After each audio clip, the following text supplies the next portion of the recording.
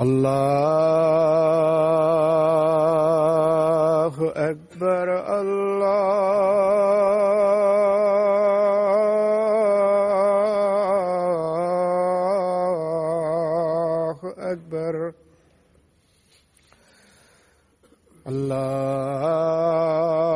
الله أكبر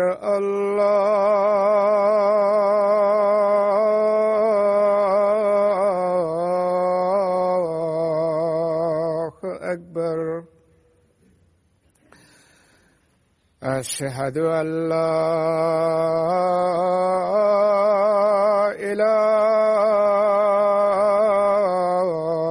إله إلا الله أشهد أن لا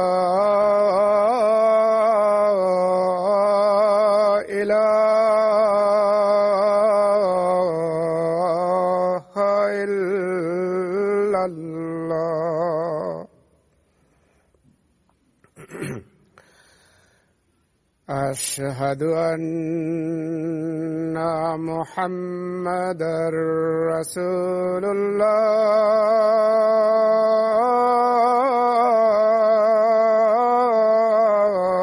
الله أشهد أن محمدًا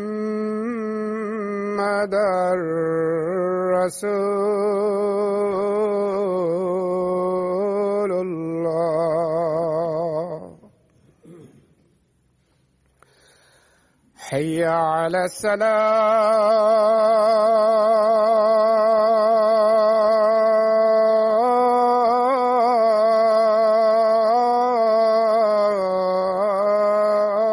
الصلاة حي على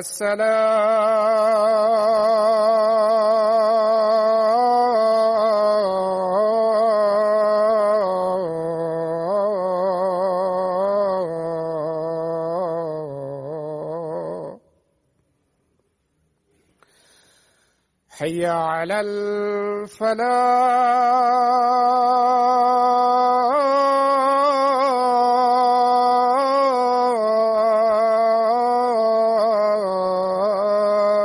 الفلاح حي على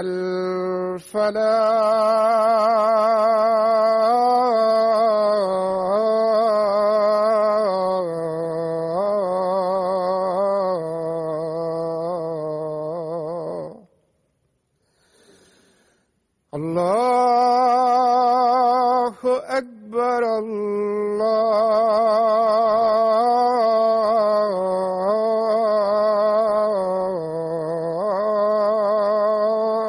الله أكبر لا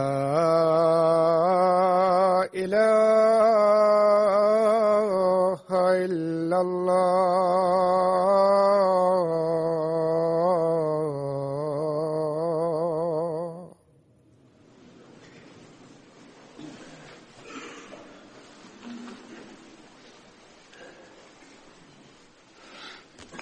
السلام عليكم ورحمة الله.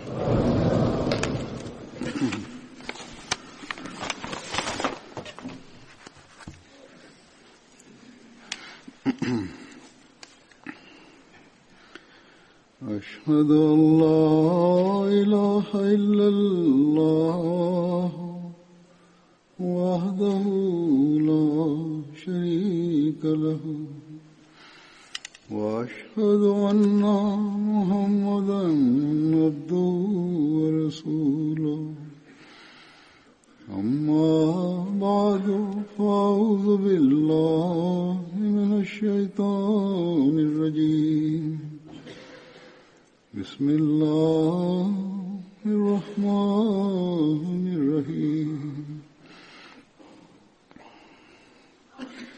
الحمد لله رب العالمين الرحمن الرحيم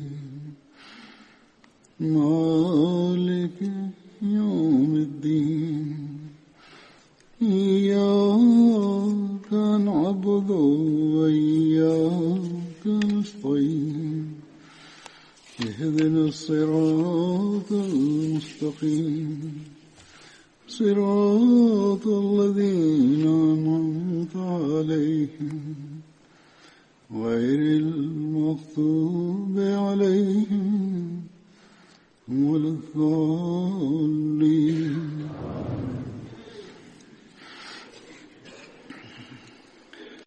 സഹാബാക്കളെ കുറിച്ചുള്ള വിവരണത്തിൽ ഇന്ന് ഞാൻ ഹസ്രത്ത് മിസ്താ ബിൻ ഉസാസയെ സംബന്ധിച്ച് പറയുന്നതാണ്.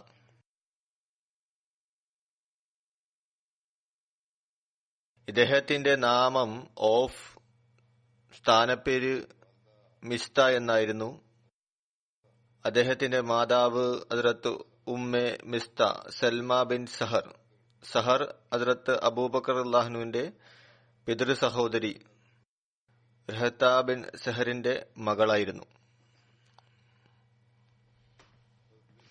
ഹസ്രത്ത് മിസ്താ ബിൻ ഉസാസ, ഹസ്രത്ത് ഉബൈദ ബിൻ ഹാരിസ്, അദ്ദേഹത്തിന്റെ രണ്ട് സഹോദരന്മാർ ഹസ്രത്ത് സുഫേൽ ബിൻ ഹാരിസ്, ഹസ്രത്ത് ഹുസൈൻ ബിൻ ഹാരിസ് എന്നിവരോടൊപ്പം മക്കയിൽ നിന്ന് ഹിജ്റത്ത് ചെയ്തു. യാത്രയ്ക്ക് മുമ്പായി തന്നെ തീരുമാനിച്ചിരുന്നു ഈ ആളുകൾ നാജ താഴ്വരയിൽ ഒത്തുചേരുന്നതാണ്. എന്നാൽ ഹസ്രത്ത് മിസ്താ ബിൻ ഉസാസാക്ക് എത്താൻ സാധിച്ചില്ല. കാരണം യാത്ര മധ്യേ അദ്ദേഹത്തിന് പാമ്പ് കടിയേറ്റിരുന്നു. അടുത്ത ദിവസം മുന്നിൽ പോയവർക്ക് ഹസ്രത്ത് മിസ്തയ്ക്ക് പാമ്പ് കടിയേറ്റ വിവരം ലഭിച്ചു. പിന്നെ അവർ തിരിച്ചു വന്ന് അദ്ദേഹത്തെയും കൂട്ടി മദീനയിലെത്തി. മദീനയിലെ എല്ലാവരും ഹസ്രത്ത് അബ്ദുറഹ്മാൻ ബിൻ സലമയുടെ അടുത്ത് താമസിച്ചു. നബി സല്ലല്ലാഹു അലൈഹി വസല്ലം തിരുമേനി ഹസ്രത്ത് മിസ്താ ബിൻ ഉസാസ, സയ്യിദ് ബിൻ മുഅയ്യിൻ എന്നിവരുടെ ഇടയിൽ സഹോദരി ബന്ധം സ്ഥാപിച്ചു. ഹസ്രത്ത് മിസ്ത ബദർ അടക്കം മറ്റ് എല്ലാ യുദ്ധങ്ങളിലും നബി സല്ലല്ലാഹു അലൈഹി വസല്ലം തിരുമേനിയോടൊപ്പം പങ്കെടുത്തിരുന്നു.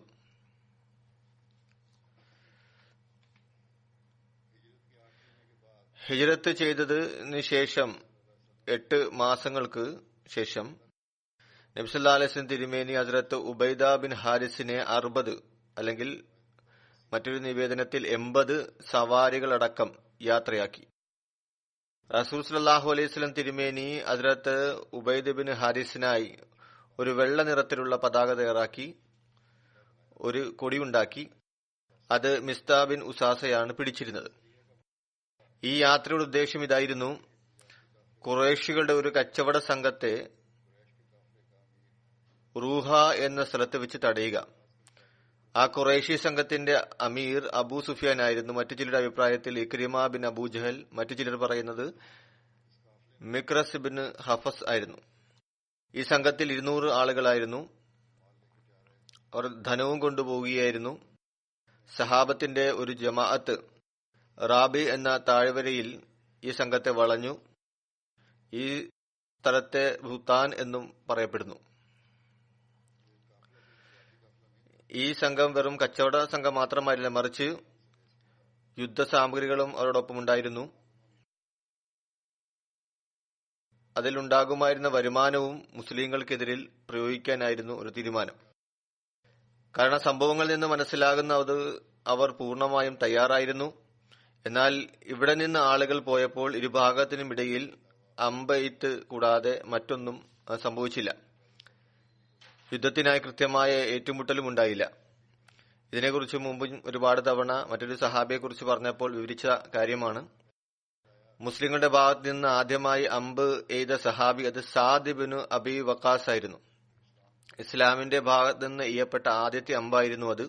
ഈ അവസരത്തിൽ ഹസ്രത്ത് മിഖ്താദ് ബിൻ അസ്വദ് വിവാൻ ബിൻ അസ്വാൻ, സീറത്ത് ഇബ്ന് ഹിഷാം തിബരിയിലും ഉത്ബ ബിൻ അസ്വാൻ ആണ്. മുഷ്രിഖീന്റെ കൂട്ടത്തിൽ നിന്ന് വന്ന് മുസ്ലിങ്ങളിൽ വന്ന് ചേർന്നു. കാരണം ഇവർ രണ്ടുപേരും ഇസ്ലാം മതം സ്വീകരിച്ചിരുന്നു. അവർ മുസ്ലിങ്ങളുടെ പക്ഷം ചേരാൻ ആഗ്രഹിച്ചിരുന്നു. ഹസ്രത്ത് ഉബൈദ ബിൻ ഹാരിസിന്റെ നേതൃത്വത്തിൽ ഇത് ഇസ്ലാമിന്റെ രണ്ടാമത്തെ സേനയായിരുന്നു. അമ്പ് എഴുതിനു ശേഷം ഇരു സമൂഹവും പിന്നോട്ട് മാറി. മുമ്പുള്ള ഖുതുബയിലും പറഞ്ഞിരുന്നു, മുശ്രിക്കീങ്ങളുടെ മേൽ മുസ്ലിങ്ങളെ സംബന്ധിച്ച് ഒരു ഭയം ജനിച്ചു. അവർ മനസ്സിലാക്കി മുസ്ലിങ്ങളുടെ പക്ഷത്ത് ഒരു വലിയൊരു സേനയുണ്ട്, അവർ ഇവരെ സഹായിക്കുന്നതാണ്. അങ്ങനെ അവർ ഭയപ്പെട്ട് തിരിച്ചുപോയി. മുസ്ലിങ്ങളും അവരെ പിന്തുടർന്നില്ല. കാരണം അവരുടെ ഉദ്ദേശം യുദ്ധമായിരുന്നില്ല, അവരെ തടയുക മാത്രമായിരുന്നു. മുസ്ലിങ്ങൾക്ക് എതിരിൽ ഇവർ തയ്യാറെടുപ്പ് നടത്തുന്ന പക്ഷം മുസ്ലിങ്ങളും അതിനൊരുക്കമാണ് എന്നൊരു പാഠം നൽകുന്നതിന് വേണ്ടിയായിരുന്നു ഈ ഏറ്റുമുട്ടൽ. നബി സല്ലല്ലാഹു അലൈഹി വസല്ലം തിരുമേനി ഖൈബറിന്റെ അവസരത്തിൽ ഹസ്രത്ത് മിസ്താഇനെയും ഇബ്നു ഇല്യാസിനും 50 വസത്ത് തൂക്കം ധാന്യം നൽകി. ആ കാലഘട്ടത്തിൽ യുദ്ധം മുതലായി ലഭിച്ചിരുന്നത് അത് നൽകുന്നതായിരുന്നു. അദ്ദേഹത്തിന്റെ വഫാത്ത് തബ്കാത്തെ കുബ്രയിൽ ഈ തീയതി ഈ ചരിത്രത്തിൽ പറഞ്ഞിരിക്കുന്നു.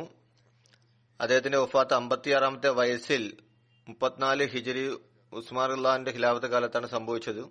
ഇതും പറയപ്പെടുന്നുണ്ട് ഹസ്രത്ത് അലിയുടെ ഖിലാഫത്ത് കാലം വരെ ജീവിച്ചിരുന്നു. ഹസ്രത്ത് അലിയോടൊപ്പം സഫീൻ യുദ്ധത്തിലും പങ്കെടുത്തിരുന്നു. ആ വർഷം 37 ഹിജരിയിൽ അദ്ദേഹം വഫാത്തായി. ഹസ്രത്ത് അബൂബക്കർ ചെലവിന് നൽകിയിരുന്ന വ്യക്തിയായിരുന്നു ഈ ഹസ്രത്ത് മിസ്താ. അദ്ദേഹത്തിന്റെ ചുമതലയായിരുന്നു. എന്നാൽ എപ്പോഴാണ് ഹസ്രത്ത് ആയിഷയുടെ മേൽ കുറ്റാരോപണം നടത്തപ്പെട്ടത്, ആ ആരോപണം നടത്തുന്ന ആളുകളിൽ മിസ്താവും ഉണ്ടായിരുന്നു. ഹസ്രത്ത് അബൂബക്കർ ആ സമയം സത്യം ചെയ്തു, ഇനി മുതൽ അദ്ദേഹത്തിന്റെ ഉത്തരവാദിത്തം ഏറ്റെടുക്കുന്നില്ല. അതിനെ സംബന്ധിച്ച് ഈ ആയത്ത് അവതരിച്ചു.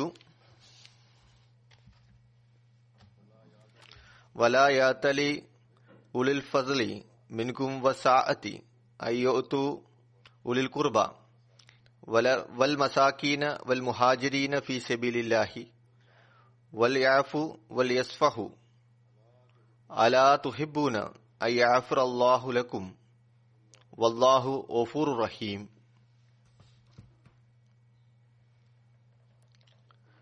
നിങ്ങളിൽ ശ്രേഷ്ഠതയും ഐശ്വര്യമുള്ളവർ അടുത്ത കുടുംബാംഗങ്ങൾക്കും അഗതികൾക്കും ദൈവമാർഗത്തിൽ സ്വദേശം വെടിയുന്നവർക്കും ഒന്നും നൽകുകയില്ല എന്ന് സത്യം ചെയ്യരുത്.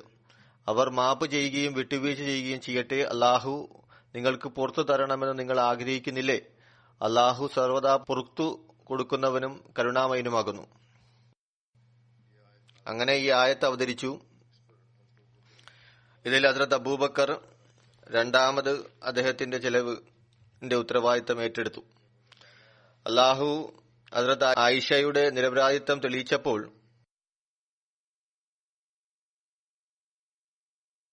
ഈ ആരോപണം ഉന്നയിച്ചവർക്ക് ശിക്ഷയും നൽകപ്പെട്ടു. ചില നിവേദനങ്ങളുടെ അടിസ്ഥാനത്തിൽ നബി സല്ലല്ലാഹു അലൈഹി വസല്ലം ഹസ്രത്ത് ആയിഷയുടെ മേൽ ആരോപണം ഉന്നയിച്ചതിൽ ഏതെല്ലാം സഹാബാക്കൾക്കാണ് ചാട്ടവാറ് കൊണ്ട് അടി നൽകിയത് അതിൽ മിസ്തായും ഉൾപ്പെട്ടിരുന്നു. ഹസ്രത്ത് മസീഹ് അലൈഹി ഇസ്ലാം ഈ അപവാദത്തെക്കുറിച്ച് ഈ ആരോപണത്തെക്കുറിച്ചും വിവരിച്ചുകൊണ്ട് പറയുന്നു. കാരണം ഇത് ചരിത്രപ്രധാനമായിട്ട് വലിയ പ്രാധാന്യമുള്ള സംഭവമാണ്. ചരിത്രമെന്ന് മാത്രം പറയാൻ സാധിക്കില്ല, വളരെ പ്രാധാന്യമുള്ള സംഭവമാണ്. ഇതിൽ മുസ്ലിങ്ങൾക്ക് ഒരു പാഠവുമുണ്ട്. അതുകൊണ്ട് ഇതിന്റെ വിശദീകരണം വിപുലമായി എഴുതിയിട്ടുണ്ട്. അള്ളാഹു ഇതിനെ സംബന്ധിച്ച് ആയത്തും അവതരിപ്പിച്ചു. എന്തായാലും ഹസ്രത്ത് മസീഹ് അലൈഹി സ്വലാത്തു വസ്സലാം പറയുന്നു, അള്ളാഹു തന്റെ ധാർമ്മികതയിൽ ഇതും ഉൾപ്പെടുത്തിയിരിക്കുന്നു. ഉടമ്പടിയോടുകൂടിയ പ്രവചനങ്ങൾ തൗബ, ഇസ്തിഗ്ഫാർ, ദുആ, സദക്ക എന്നിവയിലൂടെ മാറ്റപ്പെടുന്നതാണ്. അതുപോലെ മനുഷ്യനെയും ഇത് പഠിപ്പിച്ചിരിക്കുന്നു. ഹസ്രത്ത് മസീഹ് അലൈഹി സ്വലാം ഈ സംഭവം വിവരിച്ചുകൊണ്ട് വാഗ്ദാനവും അതുപോലെ തന്നെ ശിക്ഷയോടുകൂടിയ പ്രതിജ്ഞയും തമ്മിലുള്ള വ്യത്യാസം വ്യക്തമാക്കിയിരിക്കുകയാണ്. പിന്നീട് അദ്ദേഹം പറയുന്നു, വിശുദ്ധ ഖുർആനിലും ഹദീസിലും സ്ഥാപിതമാണ്, ഹദ്റത്ത് ആയിഷക്ക് എതിരിൽ കപടവിശ്വാസികൾ മോശമായി കാര്യങ്ങൾ ചിത്രീകരിച്ച സംഭവത്തിന് എതിരായിക്കൊണ്ട് കള്ളം കെട്ടിച്ചമച്ചു. ഈ സംഭവത്തിൽ ചില നിഷ്കളങ്കരായ സഹാബാക്കൾ ഉൾപ്പെട്ടു. അവരുടെ ഉദ്ദേശം കുഴപ്പമുണ്ടാക്കുക എന്നായിരുന്നില്ല, എല്ലാം കണ്ണടച്ച് വിശ്വസിക്കുന്ന ആളുകളായിരുന്നു. അവർ ഇതിൽ ഉൾപ്പെട്ടു. അതിലൊരു സഹാബി ഹദ്റത്ത് അബൂബക്കർ റളിയല്ലാഹുവിന്റെ വീട്ടിൽ നിന്നും 2 നേരം ഭക്ഷണം കഴിക്കുന്ന വ്യക്തിയായിരുന്നു.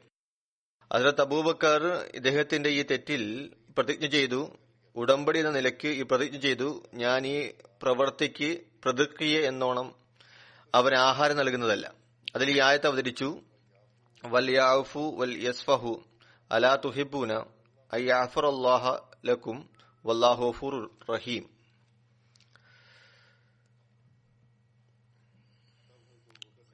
അപ്പോൾ ഹദ്റത്ത് അബൂബക്കർ തന്റെ ഈ പ്രതിജ്ഞ ഉപേക്ഷിച്ച് സാധാരണ നൽകാറുള്ള ആഹാരം നൽകാൻ തുടങ്ങി. അതുകൊണ്ട് ഇസ്ലാമിക ആദർശങ്ങൾ ഇതും ഉൾപ്പെടുന്നു.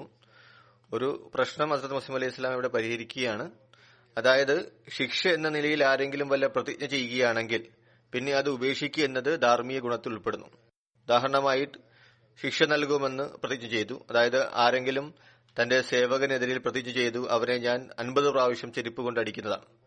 പിന്നെ അവൻ മാപ്പ് പറയുന്ന പക്ഷം അവന് മാപ്പ് നൽകുക എന്നത് ഇസ്ലാമിന്റെ ശരിയാകുന്നു. അങ്ങനെ സൃഷ്ടികൾ ദൈവീയ ഗുണത്തിൽ പ്രവേശിക്കുന്നവരായി മാറുന്നതാണ്.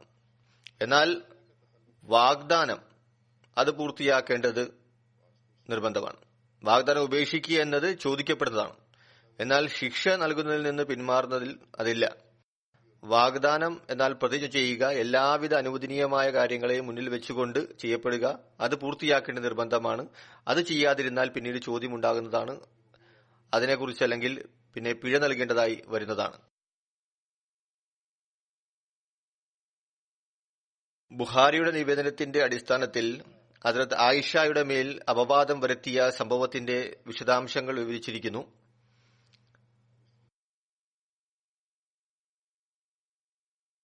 അതിന്റെ പ്രാധാന്യം കാരണം അതിന്റെ വിശദീകരണം ഞാനിവിടെ വിവരിക്കുകയാണ്. നബി സല്ലല്ലാഹു അലൈഹി വസല്ലം ഏതെങ്കിലും യാത്രയ്ക്ക് പുറപ്പെടുമ്പോൾ, അതിനുദ്ദേശിക്കുമ്പോൾ അവിടുന്ന് തന്റെ ഭാര്യമാർക്കിടയിൽ കുറിയിടുന്നതാണ്. ആരുടെ പേരാണ് അതിൽ വരുന്നത് അവരെ കൂടെ കൊണ്ടുപോകുന്നതാണ്. അങ്ങനെ അവിടുന്ന് ഒരു യുദ്ധവേളയിൽ ഞങ്ങളുടെ ഇടയിൽ കുറിയിട്ടു. അതിൽ എന്റെ പേരാണ് വന്നത്. അത് ആയിഷ പറയുന്ന എന്റെ പേരാണ് വന്നത്. അതുകൊണ്ട് ഞാൻ അദ്ദേഹത്തോടൊപ്പം പോയി. ആ സമയത്ത് ഹിജാബിന്റെ കൽപ്പന അവതരിച്ചിരുന്നു. പർദ്ദയെ സംബന്ധിച്ചുള്ള കൽപ്പന ഉണ്ടായിട്ടുണ്ടായിരുന്നു. ഞാൻ പല്ലക്കിലിരുന്നു. പല്ലക്ക് ഒട്ടകപ്പുറത്ത് വെച്ച് യാത്ര ചെയ്യാൻ വേണ്ടി അത് മുഴുവനുമായി മറക്കപ്പെട്ട രീതിയിൽ ഉണ്ടാക്കുന്നതിനെയാണ് പല്ലക്ക് എന്ന് പറയുന്നത്. ഈ പല്ലക്ക് ഉൾപ്പെടെയാണ് ഇറക്കുന്നതും. പറയുന്നു, ഞങ്ങൾ ആ യാത്രയിലായിരുന്നു. നബി സല്ലല്ലാഹു അലൈഹി വസല്ലം തിരുമേനി യുദ്ധം അവസാനിച്ചപ്പോൾ തിരിച്ചു പുറപ്പെട്ടു.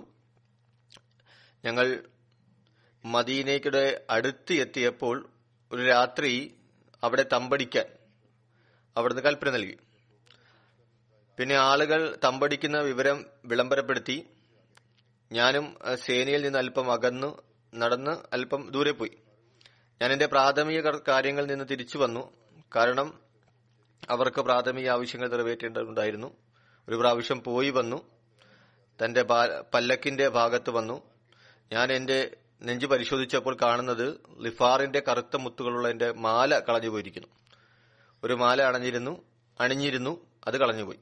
പറയുന്നു, ഞാൻ വീണ്ടും തിരിച്ചുപോയി എന്റെ മാല അന്വേഷിക്കുന്നതിന് വേണ്ടി. ആ തിരച്ചിലിന് ഒരുപാട് സമയമെടുത്തു. കുറച്ച് സമയം താമസിച്ചു. അതേസമയം എന്റെ ഒട്ടകത്തെ തയ്യാറാക്കുന്ന ആളുകൾ വന്ന് ഞാൻ യാത്ര ചെയ്തിരുന്ന എന്റെ പല്ലക്ക് ഉയർത്തി എന്റെ ഒട്ടകത്തിന് മേൽ വെച്ചു. അത് കാലിയായിരുന്നു. അവർ വിചാരിച്ചിരുന്നത് ഞാൻ അതിലുണ്ടായിരുന്നുവെന്നാണ്. പറയുന്നു, ആ കാലഘട്ടത്തിലെ സ്ത്രീകൾ മെലിഞ്ഞവരും ഭാരം കുറഞ്ഞവരുമായിരുന്നു. തടിച്ച പ്രകൃതമായിരുന്നില്ല. അവരുടെ ശരീരത്തിൽ അധികം കൊഴുപ്പുണ്ടാകുമായിരുന്നില്ല. കാരണം അവർ വളരെ കുറച്ച് മാത്രമാണ് ഭക്ഷിക്കാൻ ലഭിച്ചിരുന്നത്. ആളുകൾ പല്ലക്ക് ഉയർത്തിയപ്പോൾ അതിന്റെ ഭാരത്തിൽ യാതൊരു വ്യത്യാസവും അവർക്ക് അനുഭവപ്പെട്ടില്ല. അത് ഭാരം കുറഞ്ഞിരുന്നുവെന്ന് അവർക്ക് മനസ്സിലായിരുന്നില്ല. അത് ആയിഷ പറയുന്നു, അവർ അത് ഉയർത്തി. പ്രായം കുറഞ്ഞ പെൺകുട്ടിയായിരുന്നു ഞാൻ. അവർ ഒട്ടകത്തെയും തളിച്ച് നടന്നു അവർ പുറപ്പെട്ടു. അങ്ങനെ എല്ലാ സേനയും പുറപ്പെട്ടു കഴിഞ്ഞപ്പോൾ എനിക്ക് എന്റെ മാലയും ലഭിച്ചു. തിരിച്ച് ഞാൻ തമ്പിൽ വന്നപ്പോൾ അവിടെ ആരും തന്നെ ഉണ്ടായിരുന്നില്ല. പിന്നെ ഞാൻ ഇരുന്ന സ്ഥലത്തേക്ക് ഞാൻ പോയി. അവർ എന്നെ കാണാതാകുമ്പോൾ തിരിച്ചു വരുമെന്ന് ഞാൻ വിചാരിച്ചു. പറയുന്നു, ഈ തരുണത്തിൽ എനിക്ക് എന്റെ കണ്ണുകൾ അടഞ്ഞു, ഞാൻ ഉറങ്ങിപ്പോയി. സഫാൻ ഇബ്നു മുഅത്തൽ സലമി സഖ്വാനി ഈ സേനയുടെ പുറകിൽ എപ്പോഴും ഉണ്ടാകുമായിരുന്നു. ഒരാൾ പുറകെ വരും, കാരണം ഈ സംഘത്തിൽ നിന്ന് വല്ലതും പുറകിൽ നഷ്ടപ്പെട്ടു പോയിട്ടുണ്ടോ എന്ന് പരിശോധിക്കുന്നതിന് വേണ്ടിയിട്ടാണ്. പറയുന്നു, അദ്ദേഹം അവിടെ എന്റെ കൂടാരത്തിൽ വന്നപ്പോൾ അദ്ദേഹം ഒരാൾ ഉറങ്ങിക്കിടക്കുന്നതായി കണ്ടു. എന്റെ അടുത്ത് വന്ന് പർദ്ദയുടെ കൽപ്പനയ്ക്ക് മുമ്പ് അദ്ദേഹം എന്നെ കണ്ടിട്ടുണ്ട്. അദ്ദേഹം എന്നെ കണ്ടപ്പോൾ ഇന്നാലില്ല എന്ന് പറഞ്ഞു. അദ്ദേഹം ഇന്നായില്ല എന്ന് പറഞ്ഞപ്പോൾ ഞാൻ ഉണർന്നു. അദ്ദേഹം തന്റെ ഒട്ടകത്തെ ഇരുത്തി. ആദ്യം ഒട്ടകത്തെ അടുത്തു കൊണ്ടുവന്നു. എന്നിട്ട് ഒട്ടകത്തെ ഇരുത്തി ഞാൻ അതിൽ കയറി. അദ്ദേഹം ഒട്ടകത്തിന്റെ കടിഞ്ഞാൻ പിടിച്ചുകൊണ്ട് നടക്കാൻ തുടങ്ങി. പറയുന്നു, ഞങ്ങൾ സൈന്യത്തിന്റെ അടുത്ത് എത്തിയപ്പോൾ ഉച്ചസമയം ആളുകൾ വിശ്രമത്തിനായി കൂടാരങ്ങളിലായിരുന്നു. പിന്നെ ആരാണ് നശിക്കേണ്ടത്? അവർ നശിച്ചു. അതായത് ഈ കാര്യത്തിൽ ചില ആളുകൾ ആരോപണം ഉന്നയിക്കാൻ തുടങ്ങി. മോശപ്പെട്ട കാര്യങ്ങൾ ആയിഷയുമായി ചേർത്ത് പറയാൻ തുടങ്ങി. പറയുന്നു, ഈ കറ്റുകെട്ടിന്റെ ഉപജ്ഞാതാവ് അബ്ദുള്ള ബിൻ അബി ബിൻ സുലൂലായിരുന്നു. ഞങ്ങൾ മദീനയിൽ എത്തിയപ്പോൾ അവിടെ ഞാൻ 1 മാസക്കാലം രോഗിയായി. അപവാദം പറയുന്നവരുടെ കാര്യങ്ങൾ ആളുകൾ ചർച്ച ചെയ്യാൻ തുടങ്ങി. എന്റെ ഈ രോഗാവസ്ഥയിൽ എന്നെ സംശയത്തിലാഴ്ത്തിയ ഒരു കാര്യം ഇതായിരുന്നു. നബി സല്ലല്ലാഹു അലൈഹി വസല്ലം തിരുമേനി രോഗാവസ്ഥയിൽ കാണിക്കാറുള്ള ആ ഒരു കാരുണ്യം ഇപ്രാവശ്യം കാണിച്ചിരുന്നില്ല. വലിയ ചർച്ചകൾ നടന്നു, അപവാദങ്ങൾ പ്രശസ്തി നേടി. നബി സല്ലല്ലാഹു അലൈഹി വസല്ലം തിരുമേനി വരെ കാര്യങ്ങളെത്തി. പറയുന്നു, നബി സല്ലല്ലാഹു അലൈഹി വസല്ലം മുമ്പ് രോഗം വരുമ്പോൾ കാണിക്കാറുണ്ടാകുന്ന ആ പെരുമാറ്റം ഈ അവസരത്തിൽ എനിക്ക് കാണാൻ സാധിച്ചില്ല. അവിടുന്ന് അകത്ത് വന്ന് അസ്സലാമു അലൈക്കും പറയുകയും ഇപ്പോൾ എങ്ങനെയെന്ന് ചോദിക്കുക മാത്രമാണ് ചെയ്തിരുന്നത്. എനിക്ക് ഈ അപവാദത്തെക്കുറിച്ച് യാതൊരു അറിവും ഉണ്ടായിരുന്നില്ല. പിന്നെ മാതാപിതാക്കളോട് ചോദിക്കുകയായിരുന്നു. അങ്ങനെ രോഗത്തിൽ നിന്ന് സുഖം പ്രാപിച്ചു. പറയുന്നു, ക്ഷീണത്തിന്റെ അവസ്ഥ തന്നെയായിരുന്നു. ഞാനും ഉമ്മ മിസ്തായ മനാസ് എന്ന സ്ഥലത്തേക്ക് പോയി. അത് പ്രാഥമിക കർത്തവ്യങ്ങൾ നടത്തുന്ന സ്ഥലമായിരുന്നു. രാത്രിയിലാണ് പോകാറുള്ളത്.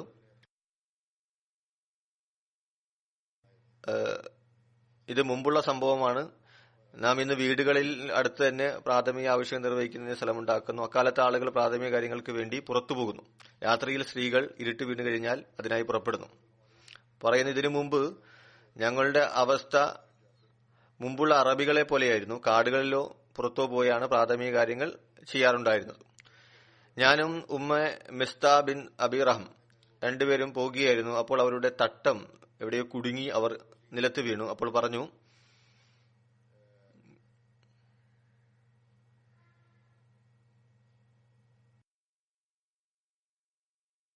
മിസ്ത ദുർഭാഗ്യവാനാണ്.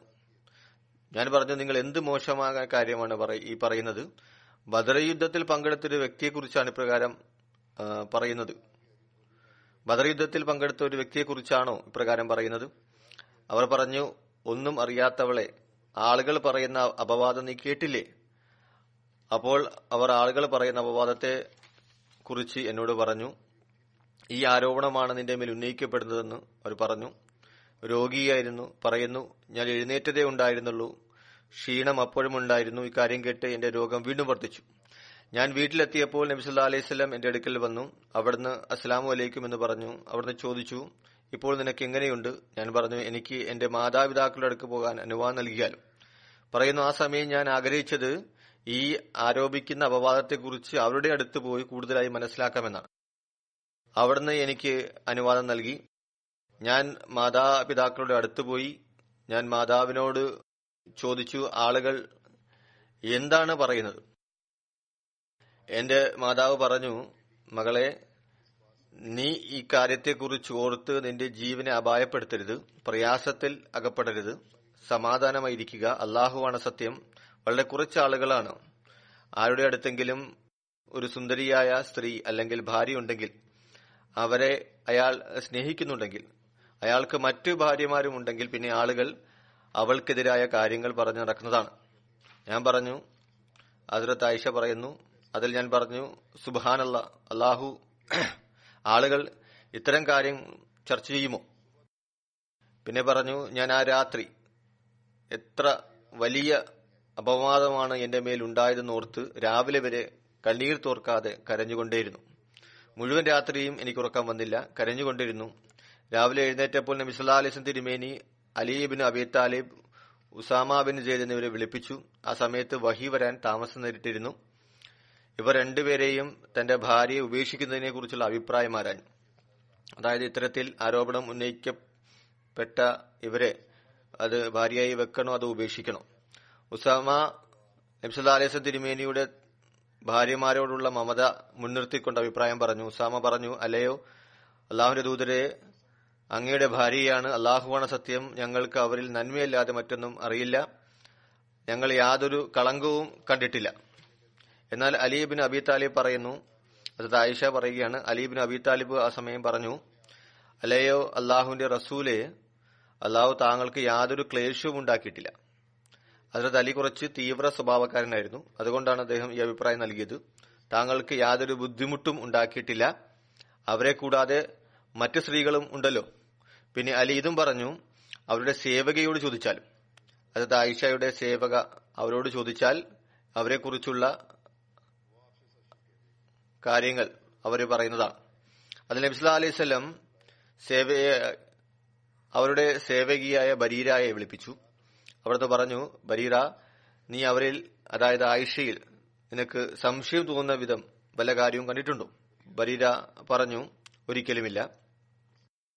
താങ്കളെ സത്യത്തോടുകൂടി അയച്ച ആ അസ്തിത്വത്തെ കൊണ്ട് സത്യം, ഇതിൽ കൂടുതൽ യാതൊരു കാര്യവും ഞാൻ ആയിഷയിൽ കണ്ടിട്ടില്ല.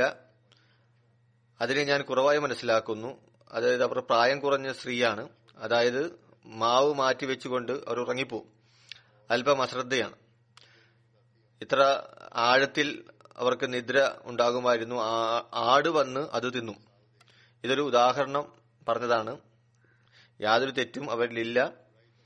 അബോധമായ അവസ്ഥയിൽ ഉറങ്ങിപ്പോകുന്ന ഒരു ബലഹീനത അവർക്കുണ്ട്. ഇത് കേട്ട് ആ ദിവസം തന്നെ നബി സല്ലല്ലാഹു അലൈഹി വസല്ലം തിരുമേനി സഹാബാക്കളെ അഭിമുഖീകരിച്ചു പറഞ്ഞു, അബ്ദുല്ല ബിൻ അബി ബിൻ സുലൂലിനെതിരിൽ പരാതിപ്പെട്ടു. കാരണം അയാളാണ് ഈ കാര്യം പ്രസിദ്ധപ്പെടുത്തിയത്. നബി സല്ലല്ലാഹു അലൈഹി വസല്ലം തിരുമേനി പറഞ്ഞു, എന്റെ ഭാര്യയെ സംബന്ധിച്ച് എനിക്ക് ദുഃഖമേൽപ്പിച്ച ഇത്തരം വ്യക്തിയെ ആര് കൈകാര്യം ചെയ്യും? ഞാൻ അള്ളാഹുവിനെ സത്യം ചെയ്തുകൊണ്ട് പറയുന്നു, എന്റെ ഭാര്യയിൽ നന്മയല്ലാതെ മറ്റൊരു കാര്യവും എനിക്കറിയില്ല. അവർ ആ വ്യക്തിയെക്കുറിച്ച് പറഞ്ഞു, അവരിൽ എപ്പോഴും എനിക്ക് നന്മയല്ലാതെ മറ്റൊന്നും അറിയില്ല. അതായത് ഹസ്രത്ത് ആയിഷയെ കുറിച്ച്. എന്റെ വീട്ടുകാരിൽ, അതായത് ആരുടെ മേലാണ് ആരോപണം ഉന്നയിക്കപ്പെട്ടത്, ആ വീട്ടുകാരുടെ അടുത്ത് അവർ വരുന്നത് എന്നോടൊപ്പമാണ്. അപ്പോൾ ഹസ്രത്ത് സഅദ് ബിൻ മുആദ് എഴുന്നേറ്റ് നിന്നു. അദ്ദേഹം പറഞ്ഞു, അല്ലയോ അള്ളാഹുവിന്റെ റസൂലെ, അള്ളാഹുവാണ് സത്യം, ഞാൻ ഇതിന് പകരം ചോദിക്കുന്നതാണ്. ആരാണ് ഈ ആരോപണം ഉന്നയിച്ചത്? അയാൾ ഔസ് ഗോത്രക്കാരനാണെങ്കിൽ ഞാൻ കഴുത്തറക്കുന്നതാണ്. അയാൾ ഞങ്ങളുടെ സഹോദരരായ ഹസ്റജ് കാരനാണെങ്കിൽ ഏതൊരു കൽപ്പനയാണ് അവിടുന്ന് നൽകുന്നത്, ഞങ്ങൾ അങ്ങയുടെ കൽപ്പന നിർവഹിക്കുന്നതാണ്. അതിൽ സഅദ് ബിൻ ഉബാദ എഴുന്നേറ്റ് നിന്നു. അദ്ദേഹം ഹജറത്ത് ഗോത്രത്തലവനായിരുന്നു. ഇതിനു മുമ്പ് അയാൾ നല്ലൊരു വ്യക്തിയായിരുന്നു. എന്നാൽ സാമൂഹിക അന്തസ് അയാളെ വഴിതെറ്റിച്ചു. അദ്ദേഹം പറഞ്ഞു, നീ തെറ്റാണ് പറഞ്ഞത്. അള്ളാഹുവിനെ കൊണ്ട് സത്യം, നിങ്ങൾ അയാളെ വധിക്കാൻ സാധിക്കുകയുമില്ല. സംവാദം തുടങ്ങി, വാക്കുതർക്കം തുടങ്ങി. അതിൽ അസീദ് ഇബ്നു അസീർ എഴുന്നേറ്റ് നിന്നു. അദ്ദേഹം പറഞ്ഞു, മൂന്നാമതും ഒരാൾ എഴുന്നേറ്റ് നിന്നു, നീ തെറ്റാണ് പറഞ്ഞത്. അള്ളാഹുവാണ് സത്യം, ഞങ്ങൾ അയാളെ തീർച്ചയായും വധിക്കുന്നതാണ്. അത് തന്നെ ആരോപണം ഉന്നയിച്ചാലും ശരി. പിന്നെ ഇതുവരെ പറഞ്ഞു, നീ മുനാഫിക്കാണ്, മുനാഫിങ്ങൾക്ക് വേണ്ടിയാണ് കലഹിക്കുന്നത്. അതിൽ രണ്ട് ഗോത്രങ്ങളും ഔസും ഹസ്റജും കത്തിജ്വലിച്ചു. പരസ്പരം കോപം പ്രകടിപ്പിക്കാൻ തുടങ്ങി. കലഹം തുടങ്ങി. അടിപിടിയുടെ വക്കിൽ വരെ എത്തി. പറയുന്നു, ഏറ്റുമുട്ടാൻ തയ്യാറായി. നബി സല്ലല്ലാഹു അലൈഹി വസല്ലം മെമ്പറിൽ നിൽക്കുകയായിരുന്നു. അവിടുന്ന് ഇറങ്ങി താഴെ വന്നു, അവരെ ശാന്തരാക്കി. അങ്ങനെ അവർ നിശബ്ദരായി. നബി സല്ലല്ലാഹു അലൈഹി വസല്ലം തിരുമേനിയും നിശബ്ദനായി. ഹസ്രത്ത് ആയിഷ പറയുന്നു, ഈ നീണ്ട നിവേദനമാണ്. അത് തുടർന്നു കൊണ്ടേയിരിക്കുകയാണ്. ഞാൻ മുഴുവൻ ദിവസവും കരഞ്ഞുകൊണ്ടിരുന്നു. എന്റെ കണ്ണീർ നിലച്ചില്ല.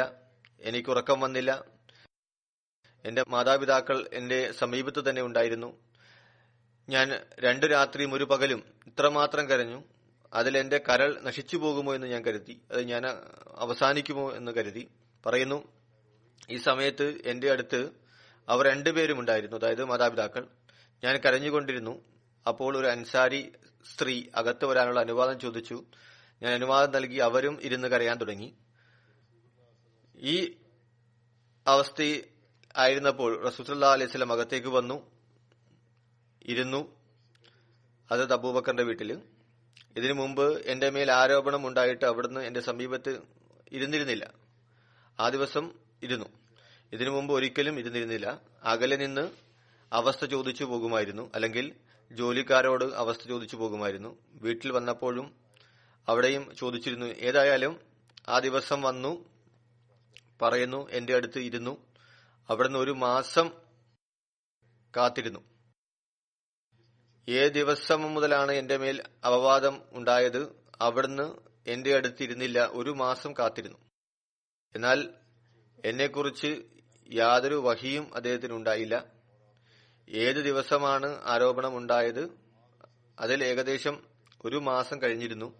അവിടുന്ന് എന്റെ സമീപത്ത് ഇരുന്നിരുന്നില്ല. എന്നാൽ ആ ദിവസം വന്നിരുന്നു. നബി സല്ലല്ലാഹു അലൈഹി വസല്ലം അള്ളാഹു വല്ലത് പറയുമെന്ന് കരുതി കാത്തിരുന്നു. ഹസ്രത്ത് ആയിഷ പറയുന്നു, അവിടുന്ന് ഷഹാദത്ത് കലിമ ചൊല്ലി. എന്നിട്ട് അവിടുന്ന് ചോദിച്ചു, ആയിഷ, ഞാൻ നിന്നെ കുറിച്ച് ഈ കാര്യം കേട്ടു. ആദ്യമായാണ് ഈ കാര്യം നബി സല്ലല്ലാഹു അലൈഹി വസല്ലം തിരുമേനി ആയിഷയോട് പറയുന്നത്. നീ ഒരുപക്ഷെ നിരപരാധിയാണെങ്കിൽ അള്ളാഹു നിന്റെ നിരപരാധിത്വം തെളിയിക്കുന്നതാണ്. ഇനി വല്ല ബലഹീനതയും ഉണ്ടായെങ്കിൽ നീ അള്ളാഹുവിനോട് മാപ്പ് ചോദിക്കുക, അവന്റെ മുന്നിൽ തൗബ ചെയ്യുക. കാരണം ദാസൻ തന്റെ തെറ്റ് അംഗീകരിക്കുകയും അതിനുശേഷം അവന്റെ മുന്നിൽ തൗബ ചെയ്യുകയും ചെയ്യുമ്പോൾ അള്ളാഹുവും അവന്റെ മേൽ കരുണ ചൊരിയുന്നതാണ്. പറയുന്നു, നബി സല്ലല്ലാഹു അലൈഹി വസല്ലം സംസാരം അവസാനിപ്പിച്ചപ്പോൾ എന്റെ കണ്ണീർ വറ്റിപ്പോയി. മുമ്പ് ഒരുപാട് വിലപിച്ചിരുന്നു. പിന്നെ അതിനുശേഷം ഒരു കണ്ണീർ പോലും എനിക്ക് അനുഭവപ്പെട്ടില്ല. ഞാൻ എന്റെ പിതാവിനോട് പറഞ്ഞു. ആ സമയത്ത് ആയിഷ ഹദ്റത്ത് അബൂബക്കറിനോട് പറഞ്ഞു, എനിക്ക് വേണ്ടി മറുപടി പറഞ്ഞാലും നബി സല്ലല്ലാഹു അലൈഹി വസല്ലമയോട്. അദ്ദേഹം പറഞ്ഞു, അള്ളാഹുവാണ് സത്യം. നബി സല്ലല്ലാഹു അലൈഹി വസല്ലം തിരുമേനിയോട് എന്ത് കാര്യമാണ് പറയേണ്ടത് എന്നെനിക്കറിയില്ല. മറുപടി പറയുക എന്നതുകൊണ്ട് ഉദ്ദേശിക്കുന്നത് തന്റെ നിരപരാധിത്വം തെളിയിക്കുക എന്നതാണ്. പിന്നീട് ഞാൻ എന്റെ മാതാവിനോട് പറഞ്ഞു, നബി സല്ലല്ലാഹു അലൈഹി വസല്ലം തിരുമേനിയോട് എന്റെ ഭാഗത്ത് നിന്ന് മറുപടി നൽകിയാലും. അവരും പറഞ്ഞു, അള്ളാഹുവാണ് സത്യം. എനിക്കും നബി തിരുമേനിയോട് എന്താണ് പറയേണ്ടതെന്ന് അറിയില്ല. ഹദ്റത്ത് ആയിഷ പറയുന്നു, ഞാൻ പ്രായം കുറഞ്ഞ പെൺകുട്ടിയായിരുന്നു. വിശുദ്ധ ഖുർആനെ കുറിച്ച് അധികമൊന്നും എനിക്കറിയില്ല. എന്തായാലും ഞാൻ പറഞ്ഞു, ആ സമയത്ത് ആളുകളിൽ നിന്ന് അവർ പരസ്പരം പറയുന്ന കാര്യത്തെക്കുറിച്ച് അവിടുന്ന് അറിഞ്ഞുവെന്ന് എനിക്ക് മനസ്സിലായി. അതായത് ഞാൻ വലിയ തെറ്റ് ചെയ്തിരിക്കുന്നുവെന്ന ആരോപണം ഉന്നയിച്ചിരിക്കുന്നു. അദ്ദേഹത്തിന്റെ ഹൃദയത്തിൽ ആ കാര്യം തറച്ചിരിക്കുന്നു. നിങ്ങൾ മനസ്സിലാക്കുന്നത് ഈ അപവാദം ഒരുപക്ഷെ ശരിയല്ലായിരിക്കാം. അവിടുന്ന് അത് ശരിയാണെന്ന് മനസ്സിലാക്കി മറിച്ചു പറയുന്നു. ഞാൻ പറഞ്ഞു, ഒരുപക്ഷെ ഈ കാര്യം ശരിയായി എന്ന് അവിടുന്ന് മനസ്സിലാക്കി. ഞാൻ നിരപരാധിയാണ് പറഞ്ഞാൽ, ഒന്നും ചെയ്തിട്ടില്ല എന്ന് പറഞ്ഞാൽ, ആ കാര്യം അള്ളാഹു പറയുന്നതാണ് ഞാൻ തികച്ചും നിരപരാധിയാണെന്ന്. അത് എന്നെ സത്യവതിയായി അങ്ങ് മനസ്സിലാക്കിയില്ല. കാരണം ഇത് അത്രമാത്രം പ്രസിദ്ധി നേടിയിരുന്നു. ഇത്ര അധികം ആളുകൾ ഇക്കാര്യം സംസാരിക്കാൻ തുടങ്ങി. ഞാൻ സത്യമല്ല പറയുന്നതെന്ന് മനസ്സിലാക്കും. ഇനി ഞാൻ അത് അംഗീകരിക്കുകയാണെങ്കിൽ അള്ളാഹു അറിയുന്നവനാണ്, ഞാൻ നിരപരാധിയാണ്, ഇത്തരം തെറ്റായ പ്രവൃത്തി ഞാൻ ചെയ്തിട്ടില്ല എന്ന്. അങ്ങ് ഈ അംഗീകരിക്കലിനെ സത്യമായി മനസ്സിലാക്കുന്നുവെങ്കിൽ, ഞാൻ അംഗീകരിക്കുന്നതിനെ അവിടുന്ന് സത്യമായി മനസ്സിലാക്കുന്നുവെങ്കിൽ, ഇത്തരം കാര്യം സംഭവിച്ചിരിക്കുന്നു എന്ന കാര്യം പറയുന്നു. ഞാൻ പറയുന്നത് അള്ളാഹുവാണ് സത്യം. എന്റെയും നബി സല്ലല്ലാഹു അലൈഹി വസല്ലം തിരുമേനിയുടെയും ഉദാഹരണം യൂസുഫിന്റെ പിതാവിനെ പോലെയായിരുന്നു. ഇതാണ് ഞാൻ മനസ്സിലാക്കുന്നത്. അദ്ദേഹം പറഞ്ഞു, ക്ഷമ കൈക്കൊള്ളുക എന്നതാണ് നല്ലത്, അള്ളാഹുവിനോട് സഹായം തേടുക. ഹദ്റത്ത് യാക്കൂബ് അലൈഹിസ്സലാം യൂസുഫിന്റെ സഹോദരന്മാരോട് പറഞ്ഞിരുന്നു, നിങ്ങൾ പറയുന്ന കാര്യത്തിനായി അള്ളാഹുവിനോട് സഹായം തേടുക. പറയുന്നു, ഞാൻ ആ സമയത്ത് ആയത്തോതി. അതിനുശേഷം ഒരു ഭാഗത്തേക്ക് മാറി എന്റെ കിടക്കയിൽ കിടന്നു. ഞാൻ പ്രതീക്ഷിച്ചു അള്ളാഹു എന്റെ നിരപരാധിത്വം തെളിയിക്കുന്നതാണ്. അവർ മനസ്സിലാക്കി ഞാൻ നിരപരാധിയാണ്, അള്ളാഹു തന്നെ എന്നെ നിരപരാധിയാക്കുന്നതാണ്. പറയുന്നു, ഞാൻ വിചാരിച്ചിരുന്നില്ല എന്നെ സംബന്ധിച്ച് വല്ല വഹിയും അവതരിപ്പിച്ച് എന്നെ നിരപരാധിയാക്കുമെന്ന്. തന്റെ നിരപരാധിത്വം തെളിയിക്കാൻ അള്ളാഹു വഹി ഇറക്കുമെന്ന് ഒരിക്കലും പ്രതീക്ഷിച്ചിരുന്നില്ല.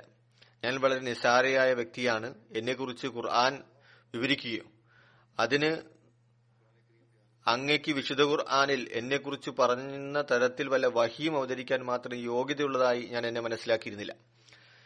എന്നാൽ ഞാൻ പ്രതീക്ഷിച്ചിരുന്നത് നബി സല്ലല്ലാഹു അലൈഹി വസല്ലമയ്ക്ക് നിദ്രയിൽ വല്ല സ്വപ്നദർശനവും നൽകി അള്ളാഹു എന്റെ നിരപരാധിത്വം തെളിയിക്കുമെന്നാണ് ഞാൻ വിശ്വസിച്ചിരുന്നത്. ഹസ്രത്ത് ആയിഷ പറയുന്നു, അള്ളാഹുവാണ് സത്യം, അവിടുന്ന് ഇരുന്ന സ്ഥലത്ത് നിന്ന് എഴുന്നേറ്റിരുന്നില്ല. വീട്ടുകാരിൽ ആരും തന്നെ പുറത്തേക്ക് പോയതുമില്ല. അപ്പോൾ തന്നെ അങ്ങേക്ക് വഹിയുണ്ടായി. വലിയ ബുദ്ധിമുട്ടാണ് വഹി ഇറങ്ങുന്ന സമയത്ത് അദ്ദേഹത്തിന് ഉണ്ടാകുന്നത്. ആ വലിയ വിഷമം അദ്ദേഹത്തിന് ഉണ്ടാകാൻ തുടങ്ങി. എത്രമാത്രം വിയർപ്പ് ആണ് അദ്ദേഹത്തിന് ഉണ്ടാകുന്നത്. ശൈത്യകാലം ആണെങ്കിൽ പോലും മുത്തുകൾ പോലെ വിയർപ്പ് തുള്ളികൾ ഇറ്റിറ്റ് വീഴുമായിരുന്നു. ഇപ്പൊ നബി സല്ലല്ലാഹു അലൈഹി വസല്ലം തിരുമേനിയിൽ നിന്ന് ഈ വഹിയുടെ അവസ്ഥ വിട്ടുമാറിയപ്പോൾ അവിടുന്ന് പുഞ്ചിരിക്കാൻ തുടങ്ങി. ആദ്യമായി അവിടുന്ന് പറഞ്ഞത് ഇതാണ്, അല്ലേ ആയിഷ, നീ അള്ളാഹുവിനോട് നന്ദി പറയുക, കാരണം അള്ളാഹു നിന്നെ നിരപരാധിയാക്കിയിരിക്കുന്നു. പറയുന്നു, അപ്പോൾ എന്റെ ഉമ്മ എഴുന്നേറ്റ് പറഞ്ഞു, എഴുന്നേൽക്കൂ, നീ നബി സല്ലല്ലാഹു അലൈഹി വസല്ലം തിരുമേനിയുടെ അടുത്തേക്ക് പോവുക. ഞാൻ പറഞ്ഞു, അള്ളാഹുവാണ് സത്യം, ഞാൻ എഴുന്നേറ്റ് അദ്ദേഹത്തിന്റെ അടുക്കൽ പോവുകയില്ല. അള്ളാഹുവിനോടല്ലാതെ മറ്റാരോടും ഞാൻ നന്ദി പറയുകയില്ല. അള്ളാഹു ഈ വഹി അവതരിപ്പിച്ചത് ആ ആളുകൾ അഥവാ വലിയ നുണ കെട്ടിച്ചമച്ച് ഉണ്ടാക്കിയവർ, അവർ നിങ്ങളിൽ നിന്നുള്ള ഒരു സംഘമാണ്. അള്ളാഹു എന്റെ നിരപരാധിത്വത്തിനായി ഈ വഹി ഇറക്കിയപ്പോൾ അബൂബക്കർ പറഞ്ഞു, മിസ്താ ഇബ്നു അസാസാക്ക് അടുത്ത ബന്ധുവായതിനാൽ ചിലവ് നൽകിയിരുന്നു. അള്ളാഹു കൊണ്ട് സത്യം, മിസ്താഹ് അത് ആയിഷയുടെ മേൽ ഈ നുണ കെട്ടിച്ചമച്ച കാരണം ഇതിനുശേഷം ഒരു ചിലവും ഞാൻ നൽകുന്നതല്ല. അള്ളാഹു അതിൽ പറഞ്ഞു, അതായത് ആയത്ത് അവതരിപ്പിച്ച് സൂറ നൂറിൽ പറയുന്നു. അതിൽ അള്ളാഹു പറയുന്നു, അതിന്റെ തർജുമ പ്രകാരമാണ്, നിങ്ങളിൽ സാമ്പത്തികമായി കഴിവുള്ളവർ, മുമ്പും തർജുമ പറഞ്ഞതാണ്, ഞാൻ ആയത്തും പാരായണം ചെയ്തിരുന്നു. നിങ്ങളിൽ കഴിവുള്ളവർ, ഐശ്വര്യമുള്ളവർ അടുത്ത കുടുംബ ബന്ധുക്കൾക്കും അഗതികൾക്കും അള്ളാഹുവിന്റെ മാർഗത്തിൽ സ്വദേശം വെടിഞ്ഞവർക്കും ഒന്നും നൽകുകയില്ല എന്ന് പ്രതിജ്ഞ ചെയ്യരുത്. അവർ മാപ്പ് ചെയ്യുകയും വിട്ടുവീഴ്ച ചെയ്യുകയും ചെയ്യട്ടെ. അള്ളാഹു നിങ്ങൾക്ക് പുറത്തു നൽകണമെന്ന് നിങ്ങൾ ആഗ്രഹിക്കുന്നില്ലേ? അള്ളാഹു സർവ്വതാ പൊറുക്കുന്നവനും കരുണാമയനുമാകുന്നു. ഹദ്റത്ത് അബൂബക്കർ പറഞ്ഞു, എന്തുകൊണ്ടില്ല, അള്ളാഹുവാണ് സത്യം, എന്റെ പാപങ്ങളിൽ മറയിട്ട് അള്ളാഹു അത് പുറത്തു നൽകുമെന്ന് ഞാൻ പ്രതീക്ഷിക്കുന്നു. മിസ്താക്ക് ഏതൊരു ചെലവാണ് നൽകിയിരുന്നത് അത് വീണ്ടും ലഭിക്കാൻ തുടങ്ങി. റസൂൽ സല്ലല്ലാഹു അലൈഹി വസല്ലം തിരുമേനി ഹദ്റത്ത് സൈനബ് ബിൻ ഹജാഷിനോടും എന്റെ ഈ കാര്യത്തിൽ അഭിപ്രായം ചോദിച്ചിരുന്നു. നബി സല്ലല്ലാഹു അലൈഹി വസല്ലം തിരുമേനി പറഞ്ഞു, സൈനബ്, നീ കണ്ടത് വെച്ച് എന്താണ് മനസ്സിലാക്കുന്നത്? അവർ പറഞ്ഞു, അള്ളാഹുവിന്റെ റസൂലെ, ഞാൻ എന്റെ കേൾവിയും കാഴ്ചയും സുരക്ഷിതമാക്കി വെക്കുന്നതാണ്. ഞാൻ ആയിഷയെ, അതായത് എനിക്കൊരിക്കലും ആയിഷയെ പറ്റി ഇങ്ങനെ പറയാൻ സാധിക്കില്ല. ഞാൻ ആയിഷയെ ചാരിത്രവതിയായിട്ടാണ് മനസ്സിലാക്കുന്നത്. എന്റെ കാതും കണ്ണും ഇതിൽ നിന്നെല്ലാം സുരക്ഷിതമായി ഞാൻ മനസ്സിലാക്കുന്നു, സുരക്ഷിതമാണെന്ന് മനസ്സിലാക്കുന്നു, എപ്പോഴും സുരക്ഷിതമാക്കി വെക്കുന്നതാണ്. എനിക്ക് തെറ്റായ കാര്യം പറയാൻ സാധിക്കില്ല. ഞാൻ ആയിഷയെ പരിശുദ്ധവതിയായി മനസ്സിലാക്കുന്നു, ചാരിത്രവതിയായി കാണുന്നു, മനസ്സിലാക്കുകയും ചെയ്യുന്നു. അത് ആയിഷയും പറയുന്നു, ഈ സൈനബാണ് നബി സല്ലല്ലാഹു അലൈഹി വസല്ലം തിരുമേനിയുടെ പത്നിമാരിൽ വെച്ച് എന്നോട് മത്സരിച്ചിരുന്നത് ഇവരായിരുന്നു. അള്ളാഹു അവരെ ഭയഭക്തി മൂലം സംരക്ഷിച്ചു വെച്ചു. എന്നാൽ അവരുടെ സഹോദരി ഹമാന ബിന്ത് ഹജഷ് അവരുടെ പക്ഷം ചേർന്നിരുന്നു, അങ്ങനെ നശിച്ചു. അതായത് ആക്ഷേപം ഉന്നയിക്കുന്നവരുടെ കൂടെ അവർ ചേർന്നു, അങ്ങനെ അവർക്കും നാശം ഏറ്റുവാങ്ങേണ്ടി വന്നു. ഹസ്രത്ത് മിർസ ബഷീർ സാഹിബും സീറത്ത് ഖാത്തബു നബീനിൽ ഈ സംഭവം വിവരിച്ചിരിക്കുന്നു. ഞാൻ ആദ്യം ബുഖാരിയിൽ നിന്നുള്ള കാര്യമാണ് വിവരിച്ചത്. ഹസ്രത്ത് ആയിഷയ്ക്ക് ശേഷം ഇദ്ദേഹം ഇതിൽ കൂടുതലായി കാര്യം പറഞ്ഞിരിക്കുന്നു. അതിതാണ്,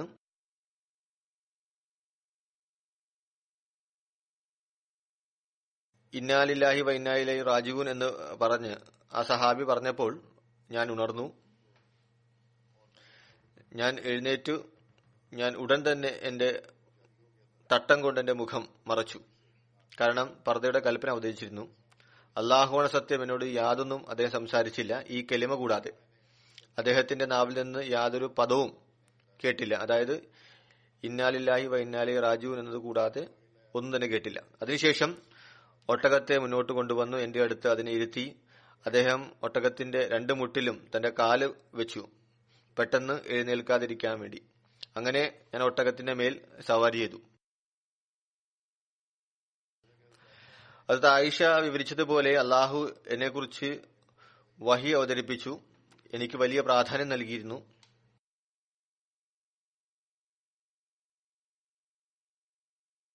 ഹദ്റത്ത് ആയിഷ പറയുന്നു, എന്നെ സംബന്ധിച്ചിടത്തോളം ഈ വഹി വലിയ പ്രാധാന്യമുള്ളതാണ്. കാരണം അത് ഞാൻ പ്രതീക്ഷിച്ചിരുന്നില്ല. എന്തായാലും ഇതൊരു വലിയ പ്രാധാന്യമുള്ള സംഭവമായിരുന്നു. നബി സല്ലല്ലാഹു അലൈഹി വസല്ലം തിരുമേനിയുടെ കുടുംബത്തിന് മേൽ വലിയ ഒരു ആരോപണമാണ് ഉന്നയിക്കപ്പെട്ടത്. ഹദ്റത്ത് ആയിഷയ്ക്ക് ഒരു പ്രത്യേക സ്ഥാനവും ഉണ്ടായിരുന്നു. ഈ സ്ഥാനത്തിനു കാരണം നബി സല്ലല്ലാഹു അലൈഹി വസല്ലം പറയുമായിരുന്നു, കൂടുതൽ വഹിയും എനിക്ക് ആയിഷയുടെ മുറിയിൽ വെച്ചാണ് ഉണ്ടാകാറ്. സൂറ നൂറിൽ ഈ ആക്ഷേപം ഉന്നയിക്കുന്നവരെ കുറിച്ചും വിശ്വാസികളുടെ രീതി എന്തായിരിക്കണമെന്ന കാര്യങ്ങൾ വളരെ വിശദമായി പ്രതിപാദിച്ചിരിക്കുന്നു. 10-11 ആയത്തുകളിലാണ് ഇതിനെക്കുറിച്ച് പൂർണ്ണമായി പറയുന്നത്. ഹസ്രത്ത് ആയിഷ ഏതൊരു ആയത്താണ് ഇതിന് തെളിവായി ഉദ്ധരിച്ചത് അതിനെ വിവരിച്ചുകൊണ്ട് ഹസ്രത്ത് മുസ്ലിം മൗദ് റളിയല്ലാഹു തആല അൻഹു പറയുന്നു, ഈ സംഭവം കൂടാതെ ഹദീസുകളിൽ കൂടുതലായി വിവരിച്ച കാര്യം വിവരിക്കാം. ആദ്യം ആയത്ത് വായിക്കാം. ആയത്ത് ഇതാണ്: ഇന്നല്ലദീന ജാഉ ബിൽ ഇഫ്കി ഉസ്ബത്തും മിൻകും ലാ തഹ്സബൂഹു ശർറൻ ലക്കും ബൽ ഹുവ ഖൈറുൽ ലക്കും ലാ തഹ്സബൂഹു ശർറൻ ലക്കും ബൽ ഹുവ ഖൈറുൽ ലക്കും ലികുല്ലി ഇംറിഇൻ മിൻഹും മക്തസബ മിനൽ ഇസ്മി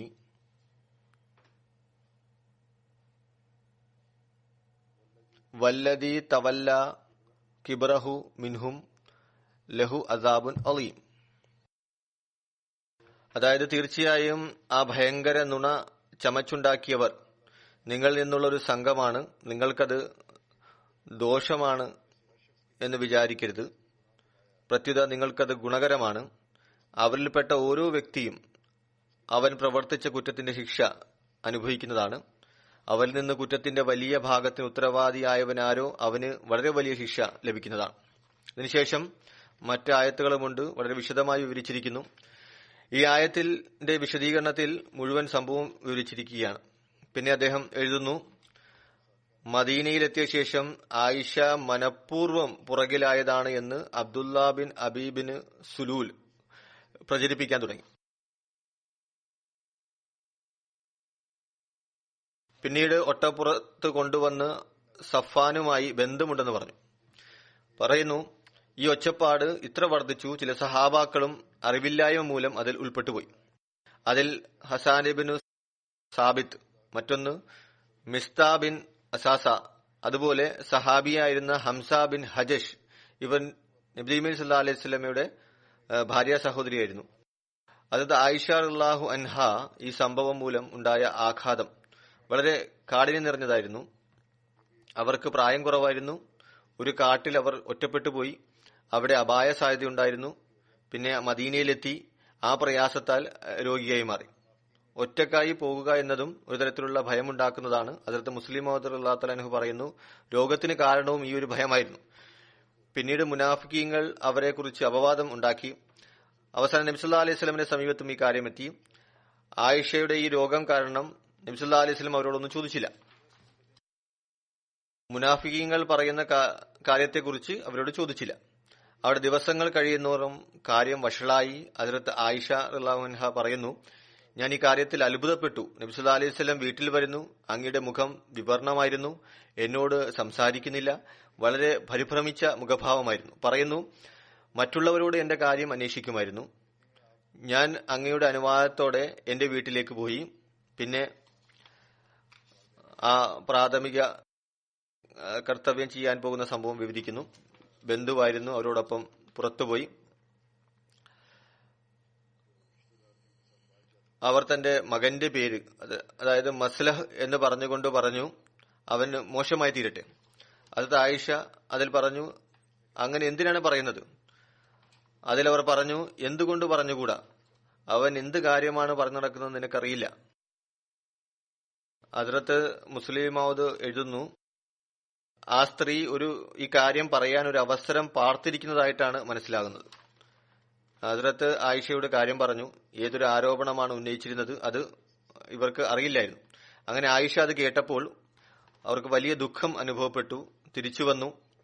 മുമ്പ് ഇതിനെക്കുറിച്ച് പറഞ്ഞിരുന്നു. വലിയ ക്ഷീണമുണ്ടായിരുന്നു. ഞാൻ വീട്ടിലെത്തി, എന്നാൽ ഫലം വീണ്ടും രോഗം വർദ്ധിക്കുകയാണ് ഉണ്ടായത്. പിന്നെ തുടർന്നുള്ള സംഭവം അവിടുന്ന് വിവരിക്കുന്നു. നബി സല്ലല്ലാഹു അലൈഹി വസല്ലം ഹദ്റത്ത് ഉമറിനെയും അലിയെയും ഉസാമ ബിൻ സെയ്ദിനെയും വിളിച്ച് അഭിപ്രായം ചോദിച്ചു. ഹദ്റത്ത് എന്താണ് ചെയ്യേണ്ടതെന്ന് ചോദിച്ചു. ഹദ്റത്ത് ഉമർ, ഉസാമ ബിൻ സെയ്ദ് രണ്ടുപേരും കപടവിശ്വാസികൾ പറഞ്ഞു നടക്കുന്ന കാര്യമാണ്, അതിൽ യാതൊരു യാഥാർത്ഥ്യവുമില്ല എന്ന് പറഞ്ഞു. ഹദ്റത്ത് അലി തീവ്ര സ്വഭാവത്തിനുടമയായിരുന്നു. അദ്ദേഹം പറഞ്ഞു, കാര്യം എന്തായാലും ഏതൊരു സ്ത്രീയുടെ മേലാണ് ആക്ഷേപം ഉന്നയിക്കപ്പെട്ടത്, അവരുമായി ബന്ധം വെക്കുന്നതിന്റെ ആവശ്യം എന്താണ്? കൂടെ ഇതും പറഞ്ഞു, മുമ്പ് പറഞ്ഞതാണ്, ദാസിയോട് ചോദിക്കുക, ഈ കാര്യം വല്ലതും ഉണ്ടായിട്ടുണ്ടെങ്കിൽ അവർ പറയുന്നതാണ്. റസൂൽ സല്ലല്ലാഹു അലൈഹി വസല്ലം തിരുമേനി ഹദ്റത്ത് ആയിഷയുടെ ആ ദാസിയെ ബരീറയെ വിളിപ്പിച്ചു. ചോദിച്ചു, നീ ആയിഷയിൽ വല്ല കുറവും കാണുന്നുണ്ടോ? അവർ പറഞ്ഞു, പ്രായം കുറവ് മൂലം പെട്ടെന്ന് ഉറങ്ങുന്ന ശീലമല്ലാതെ മറ്റൊരു കുറവും ഞാൻ കാണുന്നില്ല എന്നറിയിച്ചു. മുൻ സംഭവം വിവരിച്ചു. ഉറക്കം പെട്ടെന്ന് വരും, ആഴത്തിൽ ഉറങ്ങിപ്പോകുന്നു. പറയുന്നു, റസൂൽ കരീം സല്ലല്ലാഹു അലൈഹി വസല്ലം പുറത്തു വന്ന് സഹാബാക്കളെ വിളിച്ചുകൂട്ടി. എന്നിട്ട് പറഞ്ഞു, എന്നെ ദുഃഖമേൽപ്പിച്ച ആളിൽ നിന്ന് എന്നെ ആരാണ് രക്ഷിക്കുക? അതുകൊണ്ട് അങ്ങയുടെ ഉദ്ദേശം എന്ന് പറയുന്നത് അബ്ദുല്ലാഹി ബിൻ അബീ ബിൻ സുലൂലായിരുന്നു. അയാളാണ് ദുഃഖമേൽപ്പിച്ചത്. ഹസ്രത്ത് സാദ് ബിൻ മആദ് ഔസ് ഗോത്രത്തിന്റെ തലവനായിരുന്നു. എഴുന്നേറ്റ് നിന്ന് പറഞ്ഞു, അള്ളാഹുവിന്റെ ദൂതരെ, അയാൾ ഞങ്ങൾപ്പെട്ട ആളാണെങ്കിൽ അയാളെ വധിക്കാൻ ഞങ്ങൾ തയ്യാറാണ്. ഇനി അയാൾ ഖദ്റജ് ഗോത്രത്തിൽപ്പെട്ടയാളാണെങ്കിലും വധിക്കാൻ ഞങ്ങൾ തയ്യാറാണ്. ഹദ്റത്ത് മുസ്ലിം മൗദ് പറയുന്നു, ഷെയ്ത്താൻ എപ്പോഴും കുഴപ്പം സൃഷ്ടിക്കുന്നതിനുള്ള അവസരം പാർത്തിരിക്കുന്നു. ഈ അവസരത്തെയും ഷെയ്ത്താൻ നഷ്ടപ്പെടുത്തിയില്ല. ഖദ്റജ് നബി സല്ലല്ലാഹു അലൈഹി വസല്ലം തിരുമേനിക്ക് എത്രമാത്രം വേദന ഉണ്ടായി എന്ന് നോക്കിയില്ല. അവർ സഅദിന്റെ വാക്ക് കേട്ട്, സഅദ് ബിൻ മആദിന്റെ ഈ വാക്കുകൾ മറ്റേ ഗോത്രത്തിന് കോപമുണ്ടാകുന്നതിന് കാരണമായി തീർന്നു.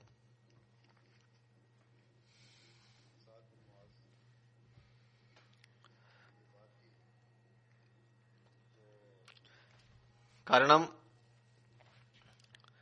അങ്ങനെ സഅദ് ബിൻ ഉബാദ എഴുന്നേറ്റ് നിന്ന് അദ്ദേഹം സഅദ് ബിൻ മആദിനോടായി പറഞ്ഞു, ഞങ്ങളുടെ ആളിനെ നിങ്ങൾക്ക് വധിക്കാൻ സാധിക്കില്ല, അങ്ങനെ ചെയ്യാൻ നിനക്ക് ശക്തിയുമില്ല. ഈ സംസാരത്തിൽ മറ്റ് സഹാബാക്കളും എഴുന്നേറ്റു. അവർ പറഞ്ഞു, ഞങ്ങൾ വധിക്കുക തന്നെ ചെയ്യുന്നതാണ്, ആരാണ് അവനെ രക്ഷിക്കുന്നതെന്ന് നോക്കട്ടെ. ഹദ്റത്ത് മുസ്ലിം മൗദ് എഴുതുന്നു, ഇത് പരസ്പരം സംസാരിക്കുന്ന ഒരു കാര്യം മാത്രമായി നിന്നില്ല.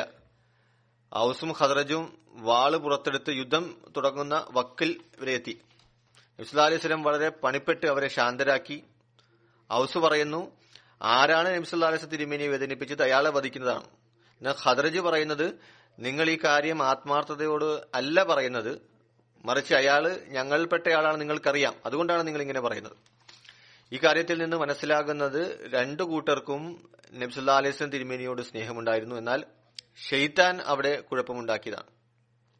ഹദ്റത്ത് മുസ്ലിം അത് എഴുതുന്നു, ആ സമയത്തെ സാഹചര്യം കണക്കിലെടുത്ത് ഓരോരുത്തർക്കും മനസ്സിലാകും, അത് ഭയങ്കരമായ ഒരു അവസ്ഥയിലേക്ക് പരിണമിച്ചു. ഒരു ഭാഗത്ത് നബി സല്ലല്ലാഹു അലൈഹി വസല്ലം തിരുമേനിക്ക് ദുഃഖമുണ്ടാകുന്നു, മറുവശത്ത് മുസ്ലിങ്ങൾ വാൾ ഉയർത്താൻ തയ്യാറായി നിൽക്കുന്നു. ചില സമയത്ത് ഷെയ്ത്താനും നന്മയുള്ളവരിൽ ഇത്തരത്തിലുള്ള ഒരവസ്ഥ ഉണ്ടാക്കുന്നതാണ്. പിന്നീട് തുടർന്ന് ഹദ്റത്ത് മുസ്ലിം മൗദ് വിവരിക്കുന്നു, ആയിഷ വിവരിച്ച സംഭവം. ഈ സംഭവത്തെക്കുറിച്ച് ഹസ്രത്ത് ആയിഷയോട് ചോദിച്ചപ്പോൾ അവർ പറഞ്ഞു, ഞാൻ ഇത് അംഗീകരിക്കുകയാണെങ്കിൽ അത് കളവായിരിക്കും, ഇനി സ്വയം നിരപരാധിത്വം തെളിയിക്കുകയാണെങ്കിൽ നിങ്ങൾ അത് വിശ്വസിക്കുകയുമില്ല. ഈ സമയത്ത് ഞാൻ യൂസുഫിന്റെ പിതാവ് ഹസ്രത്ത് യാക്കൂബ് അലൈഹിസ്സലാം പറഞ്ഞതാണ് പറയുന്നത്, ഫസബറുൻ ജമീലിൻ വല്ലാഹു മുസ്തആൻ, നല്ലതുപോലെ ക്ഷമ കൈക്കൊള്ളുക, അതാണ് എനിക്ക് ഉത്തമം. ഇക്കാര്യത്തിനായി അള്ളാഹുവിനോട് തന്നെ സഹായം തേടാൻ സാധിക്കുന്നതാണ്, അല്ലെങ്കിൽ തേടുന്നതാണ്. വിശദീകരിച്ചുകൊണ്ട് ആയിഷ പറയുന്നു, അവിടെ നിന്ന് ഞാൻ എഴുന്നേറ്റ് എന്റെ കിടക്കയിലേക്ക് വന്നു. അപ്പോൾ ചില ആയത്തുകൾ അവതരിച്ചു. ഞാൻ മുമ്പ് വായിച്ചിരുന്നു.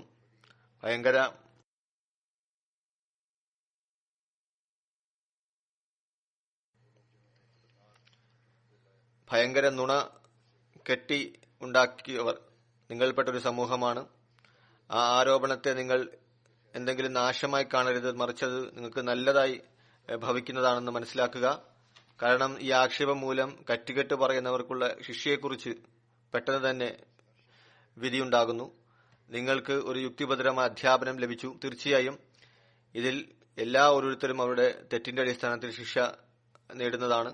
ഏതൊരു വ്യക്തിയാണ് ഈ തെറ്റിന്റെ വലിയ ഉത്തരവാദിത്തമുള്ളയാൾ, അയാൾക്ക് കഠിന ശിക്ഷ ലഭിക്കുന്നതാണ്. അങ്ങനെ ഈ വഹിക്ക് ശേഷം നബി സല്ലല്ലാഹു അലൈഹി വസല്ലം തിരുമേനിയുടെ മുഖം പ്രകാശിച്ചു. ആ സമയം ആയിഷ പറയുന്നു, എന്റെ മാതാവ് പറഞ്ഞു, നബി സല്ലല്ലാഹു അലൈഹി വസല്ലമയോട് നന്ദി പറയുക.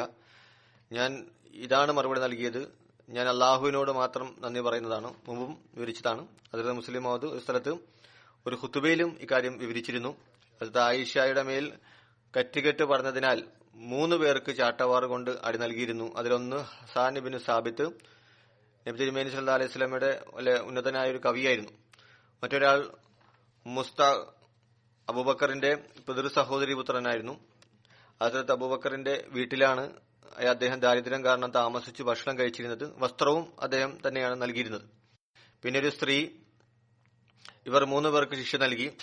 സുനൻ അബൂദാവൂദിൽ ഈ ശിക്ഷയെക്കുറിച്ച് പറയുന്നുണ്ട്. ചിലർ വീക്ഷണത്തിൽ ശിക്ഷ നടപ്പാക്കി, മറ്റു ചിലര് നടന്നില്ല എന്ന് പറയുന്നുണ്ട്.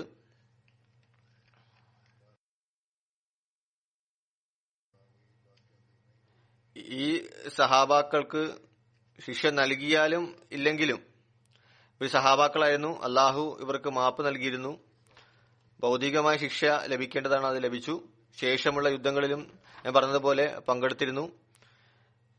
ഇത് ബദരി സഹാബിയായിരുന്നു. മിസ്താഹിന് വലിയ ഒരു സ്ഥാനം ഉണ്ടായിരുന്നു. അള്ളാഹു അദ്ദേഹത്തിന്റെ പര്യവസാനം നല്ലതാക്കിയുണ്ടായി. അദ്ദേഹത്തിന്റെ സ്ഥാനം നിലനിർത്തി. അള്ളാഹു അദ്ദേഹത്തിന്റെ പദവികൾ ഉയർത്തുമാറാക്കട്ടെ.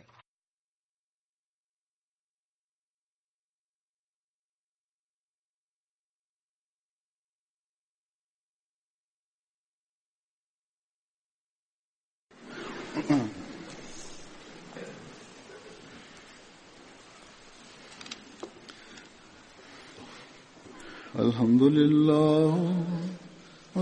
لله نحمده ونستعينه ونستغفره ونؤمن به ونتوكل عليه ونعوذ بالله من شرور أنفسنا ومن سيئات أعمالنا من يهده الله فلا مضل له ومن يضلل فلا هادي له ونشهد أن لا إله إلا الله ونشهد أن محمدا عبده ورسوله عباد الله رحمكم الله إن الله يأمر بالعدل والإحسان وإيتاء ذي القربى